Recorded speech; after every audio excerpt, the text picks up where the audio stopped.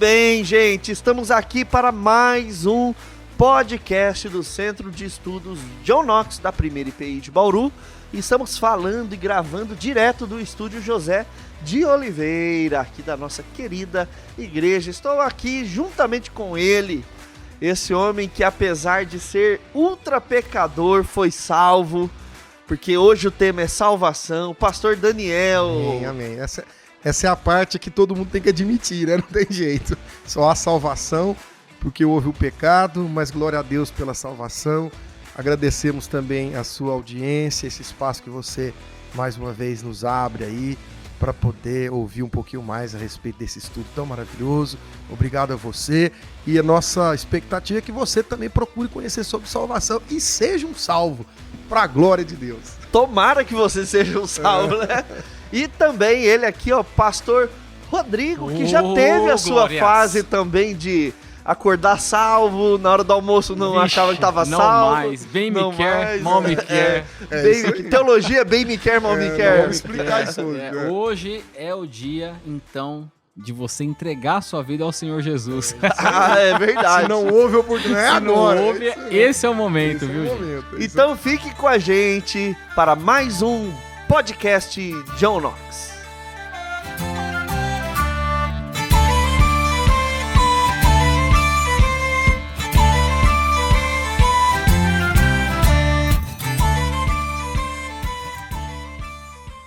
É isso aí, pessoal. Então estamos aqui mais uma vez para falar de salvação. Olha, esse é um tema muito legal, muito bom para conversar, porque se não fosse a salvação, o que seria de cada um de nós, né? É verdade. E para começar, eu queria jogar na mesa aqui para os nossos convidados aonde essa história começa e como ela começa. Pastor Rodrigo, então, vai falar. A salvação? Ou não começa com a salvação, né? Ou o motivo pelo qual nós precisamos ser salvos, né? Na verdade, creio que tudo começa no pacto que foi citado pelo pastor Daniel num podcast anterior sobre a Trindade, certo? Exatamente. Um pacto que os teólogos chamam de pacto de redenção, onde todo o plano já tinha sido traçado pelas três pessoas da Trindade. O Pai, vendo que o ser humano criado erraria, né? Pecaria, Deus então elabora um plano de salvação, um plano de resgate ao ser humano, e esse plano se dá no tempo e no espaço, né? Porque depois tem a criação com Adão, nosso pai, nosso representante, o nosso melhor exemplar. Aquilo que ele escolheu é aquilo que qualquer um de nós no lugar dele teríamos escolhido. Adão peca, mas Deus provê a salvação. Essa salvação já tinha sido determinada desde antes da fundação do mundo. Jesus é chamado como o Cordeiro, que foi morto desde antes da fundação do mundo. E ali, logo depois da queda do pecado, Deus, na sua misericórdia, promete a Adão e Eva que haveria alguém para resolver aquele problema todo que eles causaram, né? E aí o Antigo Testamento conta a história, vai dando indícios do momento em que virá, onde virá esse Salvador. E Deus separa uma nação, porque essa nação foi escolhida para trazer uma criança ao mundo. E na plenitude dos tempos, conforme diz o apóstolo Paulo, nasce essa criança, cresce, assume a nossa identidade, se conforma conosco para ser o nosso sacerdote. No batismo, Jesus ele assume a nossa natureza pecaminosa, né? Porque no seu nascimento ele assume a nossa natureza humana, mas no seu batismo ele assume também a natureza frágil do ser humano, né? Nessa posição como pecador, né? Obrigado, até por me corrigir, nessa condição de pecador. E Jesus executa a sua salvação, ele paga aquele débito que nenhum de nós poderíamos pagar de forma definitiva, né? Na verdade, paga. Aí que vem a discussão, né? Paga os pecados de quem? Agora vem agora que o bicho pega. Não os pecados de toda a humanidade. É suficiente para pagar os pecados de toda a humanidade, mas eficazmente paga somente daqueles que o Pai havia também escolhido em Cristo antes da fundação do mundo. E aquele que deposita a fé no Salvador, no tempo e no espaço, significa que faz parte daquele povo que Deus escolheu na eternidade. E esses são os salvos. Assim se dá a nossa salvação, né? A salvação é algo que Deus planejou, Cristo realizou, o Espírito Santo aplicou em nosso coração e nós nos apropriamos dessa salvação por meio de fé e arrependimento. Pô, Daniel, acho que a gente pode encerrar o podcast. Não, que isso em é um resumo, poucos tá vendo? minutos o Rodrigo já resolveu É e explicou tudo certinho. Mas, Daniel, então, como o Rodrigo já gastou bastante saliva, a gente vai tentar esmiuçar um pouquinho tudo isso que ele falou, né? Fala um pouquinho sobre esse pecado, né? A queda, então. Entendi. Ela corrompeu realmente toda a humanidade ou não? Porque eu posso... O desavisado pode falar assim, eu não tive nada a ver com Adão. Eu não tive nada a ver com Eva. Problema foram dos dois. Eu não vou me responsabilizar por um erro que foram deles. E aí? Eu gosto muito da frase de um pregador anglicano que viveu no século XIX, chamado J.C. Riley, que diz que toda heresia, de uma forma ou de outra, tem uma má concepção a respeito do pecado. Ou seja, toda heresia, ela nasce, surge e se mantém por causa de alguma falha na compreensão dessa doutrina bíblica a respeito do pecado. Na verdade, a maior confusão na mente do ímpio é a doutrina do pecado. E uma das maiores confusões na mente dos cristãos é a doutrina do pecado. Né? Pecado é um negócio que precisa ser muito bem compreendido, até para que nós possamos dar o devido valor para a salvação que o Senhor nosso Deus providenciou para nós. Né?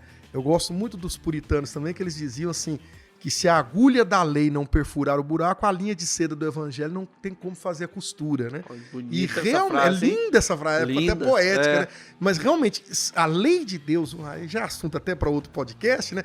Mas é a lei de Deus que dá ao ser humano a correta compreensão acerca da sua natureza pecaminosa. Então, para você ver como são as coisas, né, pastor Davi?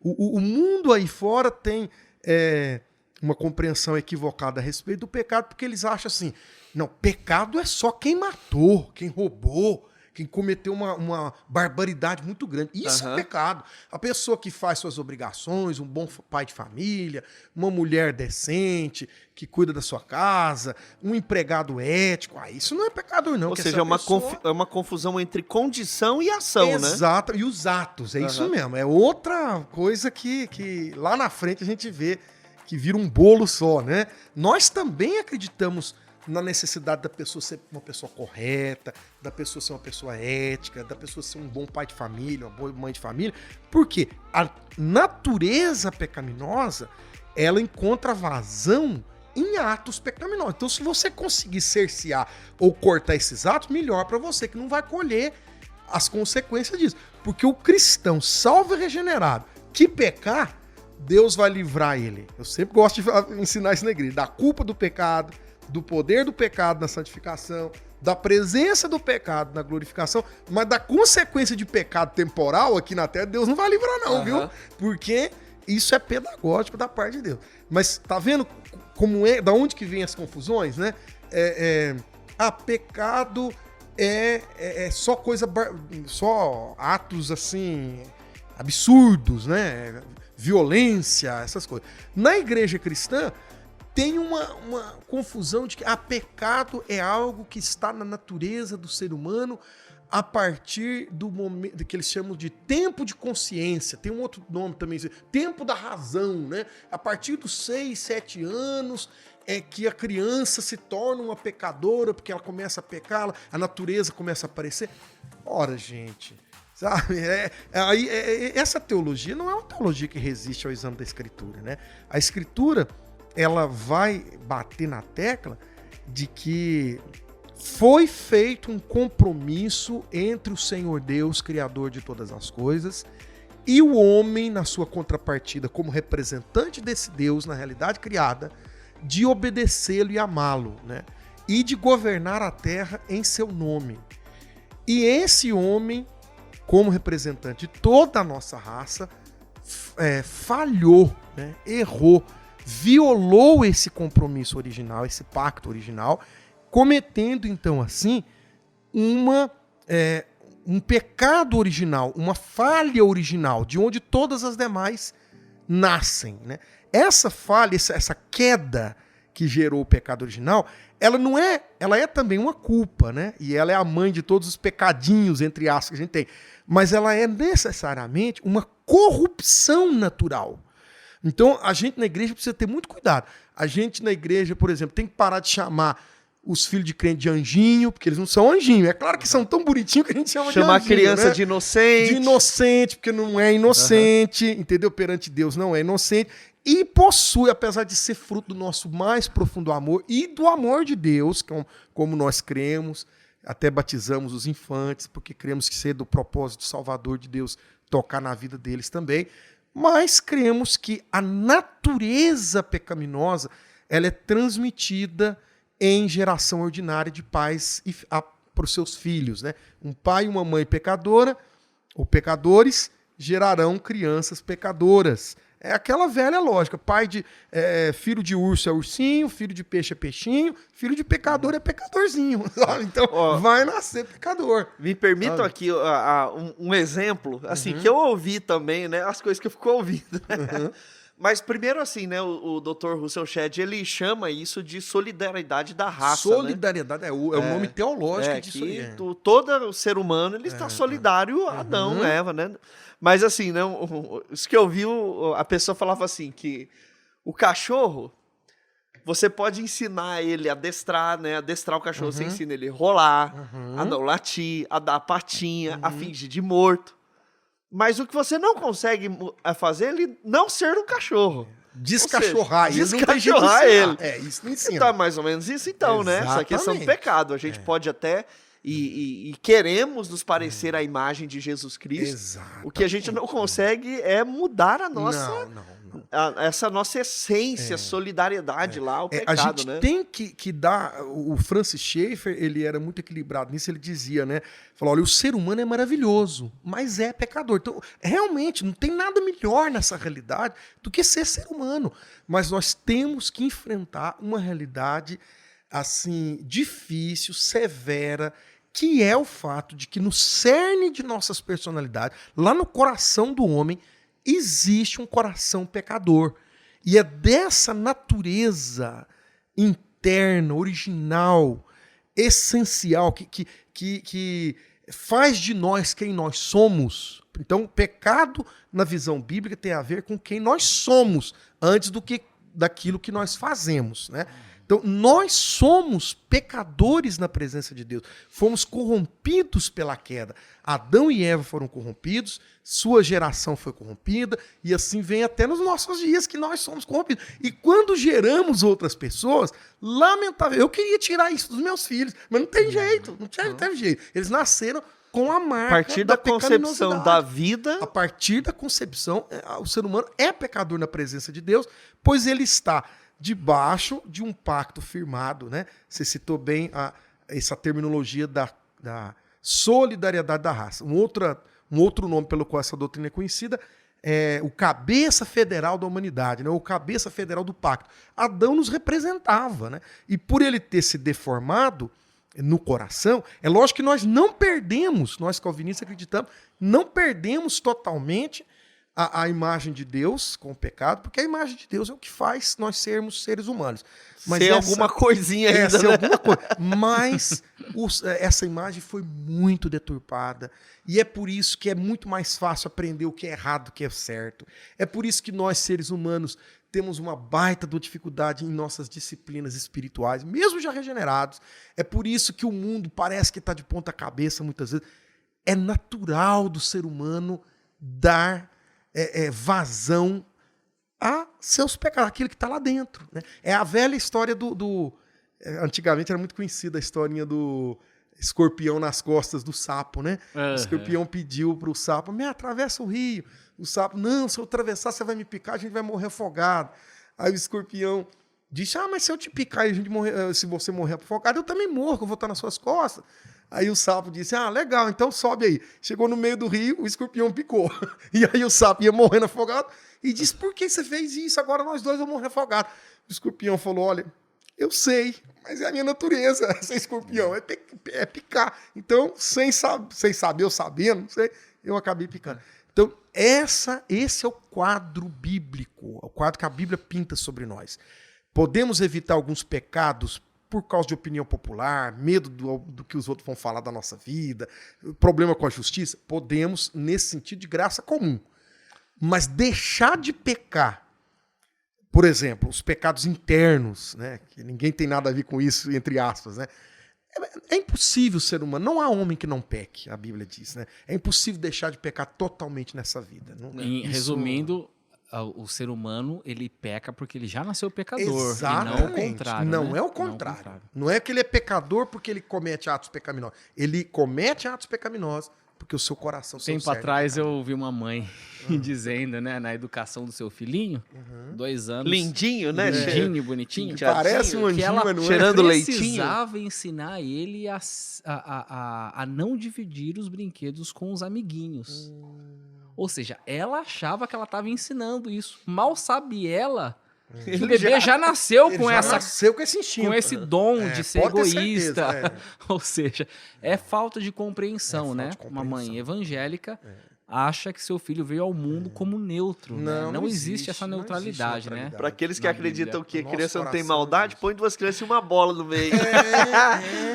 O Paul Washer fala um negócio que é interessante, né? Aquela criancinha que às vezes está no seu colo fazendo aquela birra, porque quer alguma coisa e você não dá, né? Quer um brinquedo e você não dá porque você está tentando fazer essa criança dormir. Ele diz que aquela criança ela só berra porque ela é limitada àquilo naquele momento. Porque se ela tivesse 20 anos, ela pegaria uma faca, tivesse força, te ela te mataria. batia. O duro é verdade. Por conta daquilo, né? É o ser humano, já nascemos assim, né? E é tão chocante saber que, assim, naturalmente, sem a escolha divina, toda criança já nasce condenada ao inferno. Todo Toda ser raça humano já nasce está caminhando para o precipício do inferno. Né? Por isso que nós acreditamos numa predestinação para o céu. Porque já existe uma destinação ao inferno. Então, ainda bem que Deus não é a dupla predestinação. Não é a dupla, igual algumas pessoas acreditam por aí. Um calvinismo exagerado, né? Até forçado em alguns aspectos, na minha modesta opinião. Mas a destinação do ser humano é viver uma vida em rebeldia à vontade de Deus, em inimizade contra o ser de Deus, procurando aquilo que só desagrada a Deus, e lá no final, ser alvo da ira de Deus, sabe? Confrontar-se com Deus Santo e não esse é o ser contrato. adequado. Esse é o pacto. Contrato, esse é o compromisso. Mas louvado seja Deus que ele escolheu uns e deu outro destino prévio, né? Ele escolheu uns para salvar.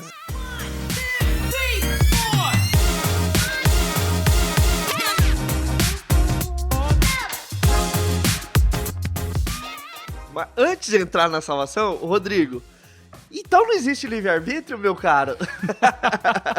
Ou existe, só que ele não é livre, né? Como que é, Rodrigo? Porque tem muita gente que fala assim, não, mas e o meu livre-arbítrio? Aí entra naquela ideia da confusão de livre-arbítrio e livre-agência, né? Mas... E aí, eu posso escolher não pecar, porque aí eu vou pro céu? Como que é, Rodrigo? Depois eu vou passar pro pastor Daniel explicar aquela doutrina do posso não pecar. Mas, por enquanto, o que nós entendemos é que Deus dotou, sim, Adão de livre-arbítrio, né? Antes do pecado, Adão tinha esse livre-arbítrio. Ele estava numa condição de teste. Nós já não estamos mais nessa condição de teste. Né? Adão podia escolher o pecado e podia escolher a obediência. A partir do momento em que ele quebra aquele pacto que Deus fez com ele, o seu arbítrio foi afetado. Então, agora o arbítrio permanece no ser humano, mas não é livre. Ele é tendencioso, ele sempre vai escolher o mal. Então, nós temos esse arbítrio, mas alguns teólogos chamam de livre agência, né? Nós temos essa capacidade de escolha. Eu escolho... o tênis que eu vou colocar para sair, a cor da camiseta, escolhi a esposa com qual me casei, eu escolho a igreja que eu frequento, mas, no final das contas, as minhas escolhas estão determinadas pela minha natureza. Então, o arbítrio não é mais livre. Agora, eu queria que o pastor Daniel explicasse pra gente essa doutrina do posso não pecare e manda ver. Tá Mas bom. antes, só lembrando, olha só, é tão importante a gente entender isso que é uma questão de condição mesmo. Porque Exato. tem muita gente que se ilude e é ruim porque a pessoa acaba se frustrando. Exatamente. Porque ela vai tentar desempenhar um tipo de vida cristã que no final ela não vai conseguir. Não. Sim. E ela vai se frustrar. E vai se frustrar, e aí se ela vai chatear achar que com Deus. ele vai chatear com Deus, vai achar que o problema tá nela, e tá nela mesmo, né?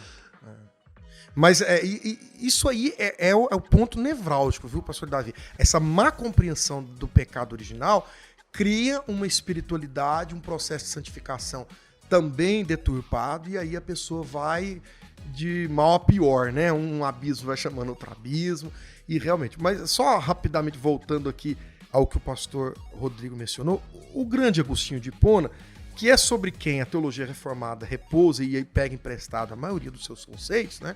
Ele explicava em 4 fases a salvação, né? Nós usamos um pouco mais, nós usamos os 5, né? Os 5 pontos do calvinismo que formam o acróstico da tulipa, né? Que a flor do calvinismo é a tulipa. E a flor do arminianismo é a margarida, que aí você brinca assim, Deus me quer, Deus não me quer. Deus me quer, não. Diz o doutor Agostinho, o doutor Augusto Nicodemos brinca assim, né? Que a nossa flor é a tulipa e a flor do arminianismo é a margarida. Mas o Agostinho ele explicava em 4 fases. A fase de Adão antes da queda era uma fase em que ele, inocente e justo na presença de Deus, ele podia vir a pecar, né? Então, lamentavelmente, foi o que ele fez, decidindo por si e por todos nós, sua herança, né? Sua descendência. Nós que nascemos depois da queda, nós então estamos em um estado, antes da regeneração, de não posso deixar de pecar. Ou seja, pecar é algo natural para mim, né? Eu não posso deixar de pecar. Nossos documentos confessionais dizem que nós pecamos todos os dias, então não vem cristão com essa história, pastor, hoje eu não pequei, será que eu preciso confessar? Nós pecamos todos os dias em palavras, atos e pensamentos, muitas vezes por ação, muitas vezes por omissão. Mas existe, depois de conhecermos a Jesus, a fase de eu posso não pecar, eu posso, com o devido uso da disciplina espiritual, dos meios de graça. Um arbítrio, né? restaurado, semi-restaurado, né? É isso mesmo, foi Porque uma senão restauração. João não falaria, né? Filhinhos, não pequeis. né? Exatamente. Então, é lógico que não precisa pecar o quanto a gente peca, o tanto né? que a gente gosta, né? E a Bíblia fala muito disso, dessa vontade em lutar contra o pecado mesmo. Até o sangue, diz o autor aos Hebreus, né? Ou seja, até quase a ponto de morrer, né? E a gente é uma geração meio comodista, Nutella de cristãos, né? A gente vai deixando, empurrando com a barriga. Mas a gente pode sim, sabe? Se você é um bom mordomo de Cristo, você ora, você lê a Bíblia, você jejua, você vem à igreja, você leva a sério o seu compromisso com os irmãos, você vai conseguir superar muitos dos pecados na sua vida cristã. Jamais de modo perfeito, como os primeiros metodistas chegaram a ensinar, o que trouxe uma enorme frustração mesmo, como o pastor Davi chegou a mencionar. E no final, quando formos glorificados, estivermos na presença de Deus, aí nós estaremos naquela fase de não posso pecar. Agora, né? A gente estará numa situação em que nós não voltaremos a pecar. É claro que com a mente pecadora hoje, vivendo na carne, a gente ainda pensa assim, mas nem se eu quiser, né? Nem se eu quiser. Irmão, você vai querer pecar no céu. É claro que você nem lá... não é que você não pode pecar porque você vai ser impedido por alguém, um anjo vai chegar, não peca não. Você não vai querer pecar. Sabe? Você não vai ter essa disposição natural de querer pecar. Né? Vai estar livre, vacinado contra isso que é a maior moléstia do ser humano, né? E por isso que a gente aguarda tanto por esse dia, né? Dia em que nós não poderemos mais pecar. Certo?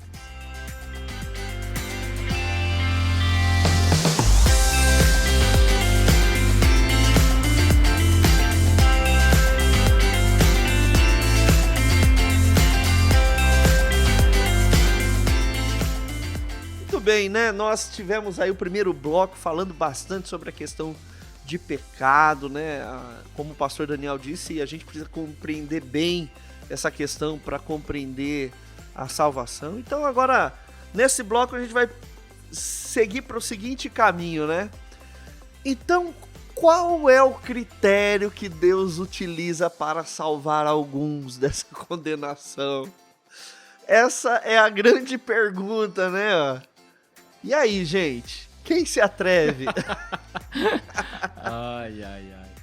Essa Olha, é a pergunta do meu filho, por exemplo. É a pergunta que não quer Papai, calar, por né? quê? Então, qual que Deus pra mim, utiliza? a melhor resposta é de Deuteronômio 29:29. Né? Aquilo que Deus revelou é para que a gente cumpra. Aquilo que Deus não revelou não é pro nosso bico, né? Agora dei uma de a mensagem, né? Parafraseei o texto, né? Mas a melhor resposta é essa mesmo, sim, porque coisa não que é existe mistério, a né? nós, né? O único critério que a Bíblia revela da escolha é que a escolha foi feita em Cristo, né? Efésios 1:4, se não estiver enganado, que fala que teve um motivo. Nós não sabemos, não foi revelado esse motivo, mas em Cristo. Alguns arminianos dizem que Deus escolheu Cristo e aí aqueles que escolherem a Cristo são os predestinados. É todo um malabarismo para já havia escolhido Cristo, colocar Cristo é o ser filho de humano Deus. como a causa, né? O ser humano como aquele que foi responsável pela sua salvação. E a Ou Bíblia não diz presciência, isso. né, Rodrigão? Também tem a questão da presciência. Só ainda voltando, Efésios deixa muito claro que houve a escolha em Cristo, não é a escolha de Cristo. Então, Deus nos escolheu em Cristo, ou seja, para Cristo ser o nosso Salvador. Então não significa que Deus escolheu Cristo e aí cada um decide se vai estar em Cristo ou não. Não, Deus escolheu indivíduos em Cristo. A outra questão, né, que o pastor Davi agora lembrou, é a questão da presciência, né? Gente, muita gente mesmo faz uma salada com relação a isso. Deus predestinou é porque Deus olhou para o futuro e viu aqueles que responderiam em fé à mensagem do Evangelho. Desde quando o Deus Criador precisa consultar alguma coisa ou um suposto futuro para conhecer algo, para depois tomar uma decisão depois desse conhecimento prévio? Se Deus tivesse olhado para um suposto futuro, quem criou esse futuro? Deus é o Criador, Deus é a origem, é a fonte de todo conhecimento. Então, Deus não precisou olhar se eu o escolheria ou não no futuro. Até porque, se dependesse disso, Deus não me escolheria porque eu jamais o escolheria. Nenhum ser humano escolheria a Deus se não fosse por intervenção divina. Então nós não concordamos com essa ideia do arminianismo de que Deus olhou para o futuro para ver aqueles que o escolheriam, para assim destinar essas pessoas para a salvação. Não, Deus na eternidade já escolheu aqueles que vão ser salvos e a partir dessa escolha Deus já predestinou também estes à salvação, sem consultar a ninguém. É a escolha dele, que é soberana, que é perfeita. E o que eu sei também é que Deus não deve explicações para nós, nem para nossa época que é questionadora, né? Nós queremos um motivo, colocamos Deus na parede, né? Deus, exige uma explicação, porque o Senhor não salvou a todos. Simples, porque ele não quis. Pelo menos a Bíblia assim revela, né? Eu acho que assim, a humanidade, ela tem uma grande dificuldade de entender Deus como Deus, porque o grande cerne disso total. é que isso toca na soberania de Deus. E se Deus ele é subserviente da história futura, ele não é Deus, Exatamente. porque ele não é soberano. E o que faz Deus ser Deus é que ele não depende de nada. Exatamente. Ele tem como atributo a independência. Exatamente. Inclusive, Deus é o único que tem. Que realmente Tem independência, É, né? é, Ou esse realmente atributo. independente. Não depende de nada, é a sua vontade autônoma, né? Então, a partir do momento que ele precisa ver o que eu vou decidir, deixou de ser Deus, né? E isso é um grande problema. Mas eu pergunto isso porque na cabeça de muita gente, o critério para a escolha de Deus geralmente é a meritocracia. É comum você ver assim, nossa, gente, mas a pessoa não vinha na igreja, mas é melhor do que o crente. E pode ser que sim. Pode até ser que E seja. pode ser que tenha... e com certeza há pessoas no mundo que são melhores do que os crentes, que vivem princípios bíblicos sem mesmo serem cristãs, mais do que às vezes um cristão. Se deveria ser assim, eu não sei. Mas às vezes para a pessoa parece que Deus está sendo arbitrário, Deus está cometendo um ato de justiça. Deus é injusto, Daniel? Não, de jeito nenhum. Né? É tão interessante que o apóstolo Paulo, ele mesmo antecipa, né, essa objeção das pessoas. Né? Por acaso, então, assim, Deus seria injusto? Né? E aí ele responde de modo algum. Romanos 9, né? Romano, que é o leão que devora o arminianismo, né? É o capítulo que Nunca tinha ouvido essa expressão. É alguém que falou, Romanos 9 é o leão que devora o arminianismo. E realmente a Bíblia Sagrada, tanto é que ela ensina o Senhor Deus como sendo a causa primária da salvação, né? Que ela antecipa essa objeção e diz, não, o oleiro tem direito de, da mesma massa, que no nosso caso seria a mesma massa de pecadores, né? Fazer ali um instrumento para honra e um outro para desonra, né? Fazer um vaso para glória e o outro para desonra. Então é a atribuição, é a prerrogativa do oleiro, né? Do Deus que é soberano sobre todas as coisas.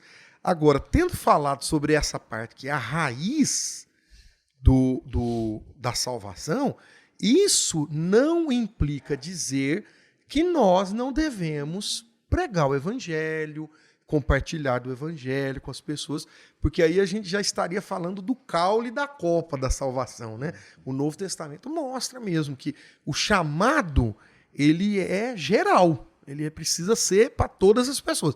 É claro que esse chamado externo, ele vai cair no coração só do eleito mesmo, que é o Espírito Santo que vai produzir esta obra, essa mudança, né? Mas o chamado é que compete à igreja reproduzir e reverberar em nome do Senhor Jesus, é para todo mundo. Quem quiser ouvir, e até quem não quiser ouvir, né, tem que ouvir que Jesus é Salvador, que o reino de Deus está próximo, que o homem precisa arrepender e crer. Né? É estender essa mão vazia da fé, né, ao Salvador que é Jesus, que o Senhor Jesus há de honrar esse movimento.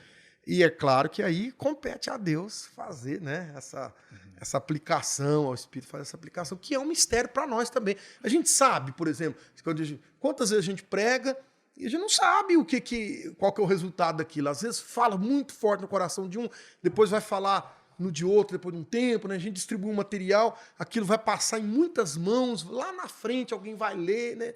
Dar uma Bíblia para uma pessoa. A obrigação da igreja é evangelizar, é pregar a salvação. E o Espírito vai aplicar isso de acordo com a vontade de Deus. Até porque só faz sentido a gente pregar o evangelho se fosse...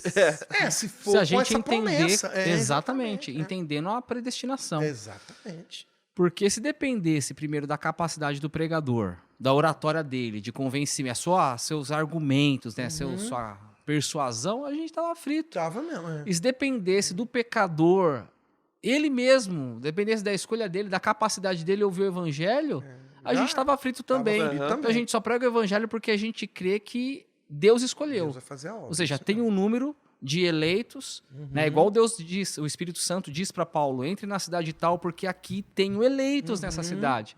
A gente só prega o evangelho porque nós sabemos que tem eleitos no mundo. Então, a gente não fica frustrado com aquele que diz não à resposta do evangelho.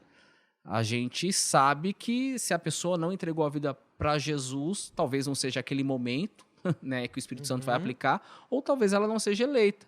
E quando acontece uma conversão, a gente também não se gaba disso, porque é o Espírito Santo que tem esse poder, não é a gente. Eu até pergunto, a pergunta interessante, né, que eu faço pro pastor Davi, que é o que mais conhece sobre missões. Você falou que é o que é mais arminiano de todos.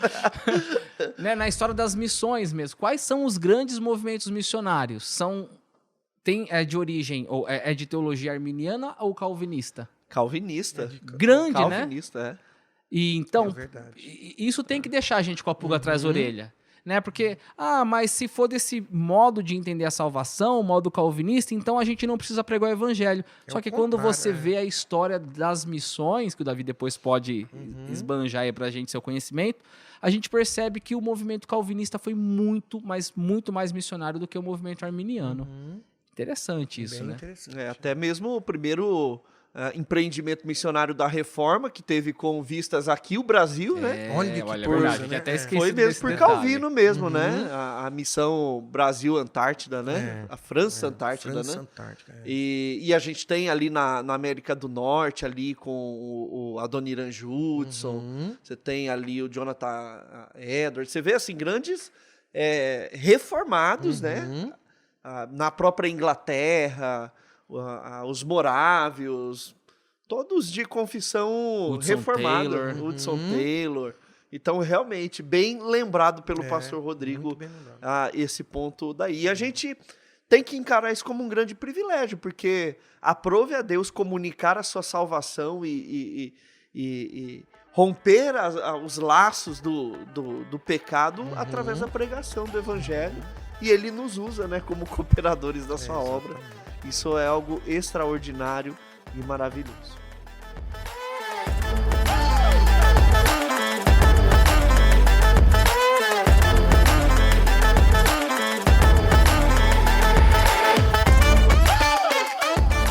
Muito legal, hein? Que bate-papo riquíssimo aprendendo sobre salvação, né? Mas, uma vez que nós somos salvos, então, como que é a nossa caminhada, né? Quais são as características? E aqui entra um ponto importante. Daniel, dá para perder a salvação? Então, Dá para perder? Esse é um assunto tão complexo hoje, né? As pessoas complicaram aquilo que era o ensino simples do Novo Testamento. Então, é aquilo que eu disse, a gente às vezes olha até o céu com a nossa perspectiva pecaminosa hoje, né? Aí confunde até como é que vai ser a nossa vida eterna, mas até a nossa vida cristã também começa a ser confundida, né? É claro que o cristão sincero e genuíno peca. É claro que ele muitas vezes entra em problemas, apuros, dificuldades, momentos assim lamentáveis na sua vida, certo? Mas enquanto a salvação é uma experiência pontual na vida da pessoa, é um encontro, é um momento, né? Atender, responder esse chamado da salvação, a santificação é um processo, é subir uma ladeira, né? É subir uma montanha. Vai ter percalços, vai ter dificuldades, vai ter atraso, vai ter uma série de coisas. Mas o Senhor Deus estará trabalhando nessa vida até o momento final da partida desse mundo, né? Quando então nós seremos aí desvestidos, vamos dizer, da nossa carne, né? E revestidos com a natureza celestial. Então, nós estamos nas mãos do Senhor, uma vez que conhecemos a Jesus, e da mão do Pai ninguém pode arrancar a gente, né? Esse é o ensino do nosso Senhor Jesus lá em João 10, né? Até Judas, né, no primeiro verso da carta dele, ele fala Exatamente. Os que estão guardados, guardados, né, que de uma vez por todas vez. foi dada aos santos a fé, né? Então, ou seja, existe um início, o apóstolo Paulo fala que a boa obra que o Senhor Deus começou em nós, ele há de completá-la até o dia de Cristo. Então, nós estamos todos caminhando em um processo divinamente planejado, né, para que nós estejamos na presença do nosso Deus, do nosso Pai. Mas aí surgem algumas dificuldades. Mas então eu posso viver do jeito que eu quiser? Olha como essa pergunta, ela é capciosa, ela já é desonesta até intelectualmente falando. E ela parece partir de alguém que não foi eleito. Exato, é isso que é a minha crise com essa pergunta, porque ela parece mesmo vindo de um coração ímpio. Porque se o cristão for sincero com os seus sentimentos, ele até pode viver do jeito que ele quer, porque ele nunca vai querer pecar. Ele não vai querer. Só que ele ainda vai ter que amargar momentos tristes em que ele vai pecar. Paulo falava, né? Que o que ele queria, Exatamente. Desejava, isso ele não fazia. O que ele não queria, ele fazia. Aí ele fazia. Então, ou seja, no nosso coração regenerado de verdade, existe um outro princípio, mas ainda existe resquício do pecado. Então, a doutrina da segurança da salvação, a doutrina da perseverança dos santos, que é o outro nome mais bonito dela, né? Mais teológico. não é uma doutrina que vai te dar licença para pecar. É uma doutrina que vai te encorajar no caminho da santificação, que é um passo importante da sua salvação também. Porque salvação é, com a fé em Jesus estamos salvos, com os meios de graça nós estamos sendo salvos do poder do pecado, e a glorificação é um tipo de salvação. Salvação da presença do pecado no nosso coração. Então tudo isso é salvação. Então para que existe a doutrina da perseverança dos santos? Eu acredito que Deus colocou lá na Bíblia para te encorajar, querido cristão. Para você não desistir, mesmo nos momentos de dificuldade na vida cristã, nas lutas, naqueles momentos em que parece que a gente está vivendo assim, até retaliações sérias do diabo. A maior mentira que a gente pode escutar num templo de uma igreja evangélica é dizer assim: creia em Jesus e seus problemas vão acabar. Essa é a maior mentira. Porque às vezes a gente crê em Jesus e até aparece problema. Né? Parece a teologia tabajara, né? Seus problemas acabaram. Porque a vida de santificação é uma vida, né, de labuta, de luta. Agora existe uma promessa para te animar. Que promessa é essa? Olha, Deus está fazendo uma obra no seu coração.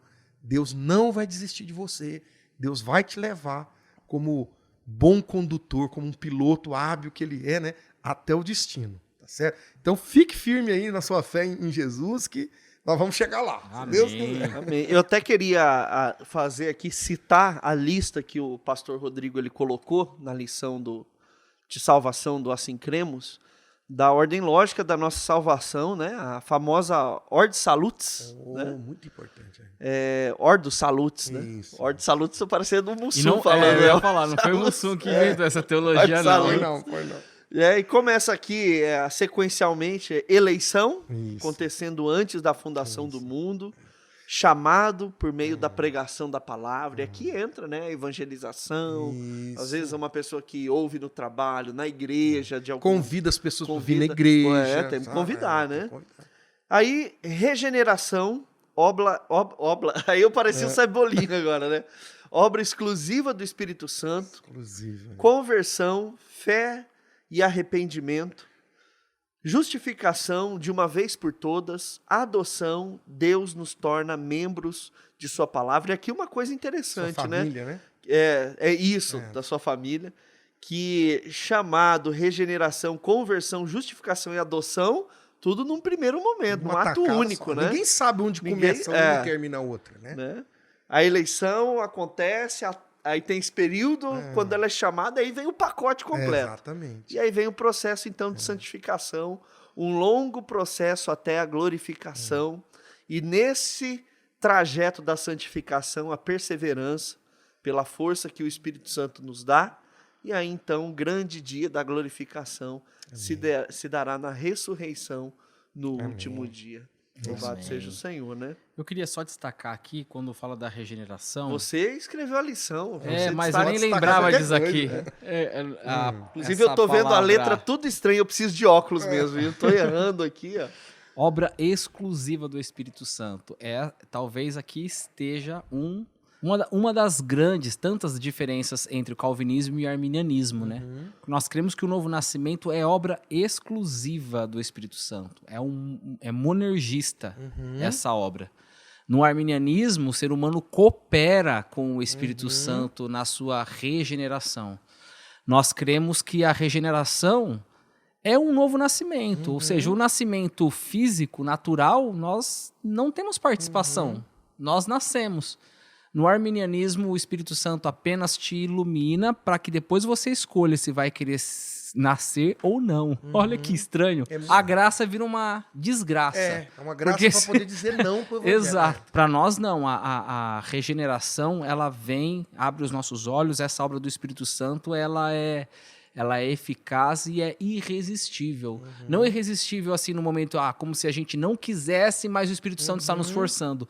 Mas é irresistível porque não tem como você dizer não diante daquela maravilha, né, que é exposta a nós. Então, aqui está uma grande diferença. Para nós é exclusivamente do Espírito Santo. Então, você que entregou a sua vida de fato ao Senhor Jesus Cristo, para que sirva de consolo, não foi você, né? Não foi você, foi o Espírito Santo.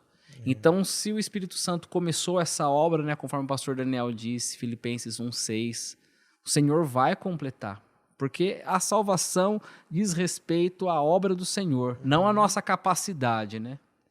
Amém. Amém. O Spurgeon, ele dizia que você pode até não gostar e não concordar com a palavra predestinação, mas o difícil é arrancar ela da Bíblia. Tá lá escrito na pedra, meu filho, não tem jeito. Ah, que bênção, né? Agora, assim, uma coisa que é interessante também é que quem é salvo, quem é eleito, ele sempre vai ter um pouquinho daquele ímpeto de fazer por onde.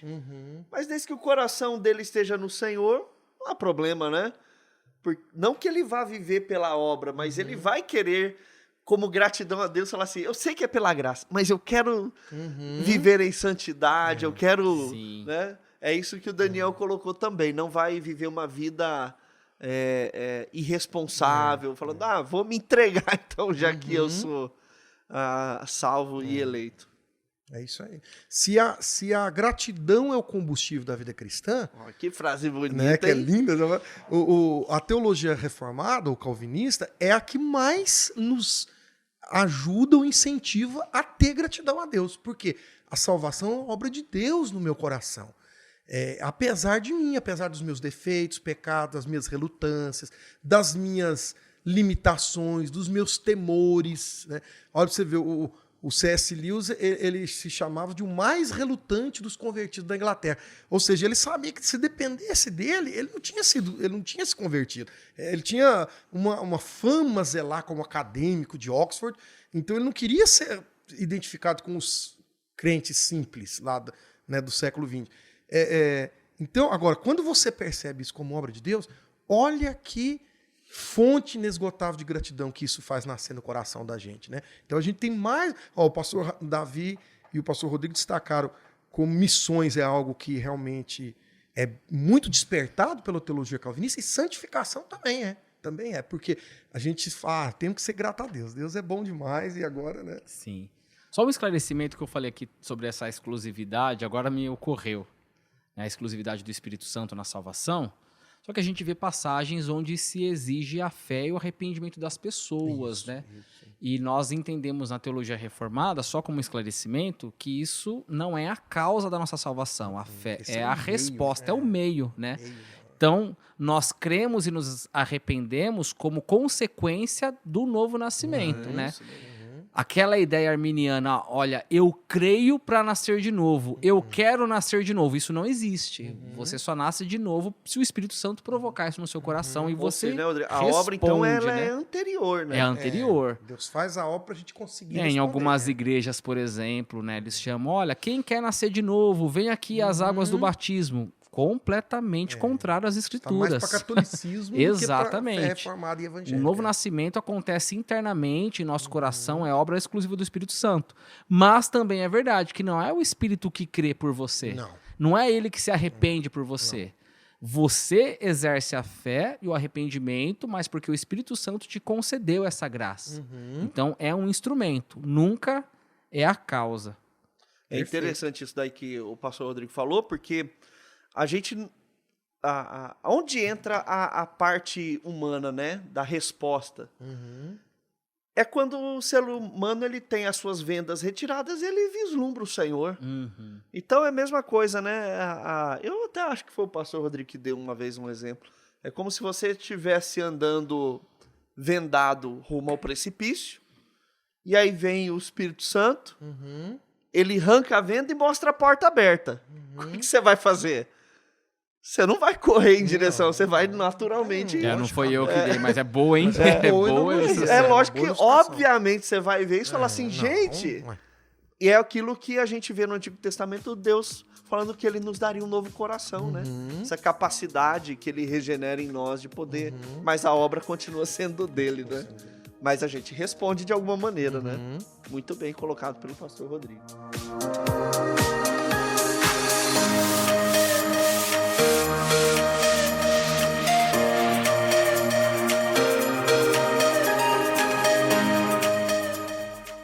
É isso aí, pessoal. Então nós chegamos ao final de mais um podcast John Knox.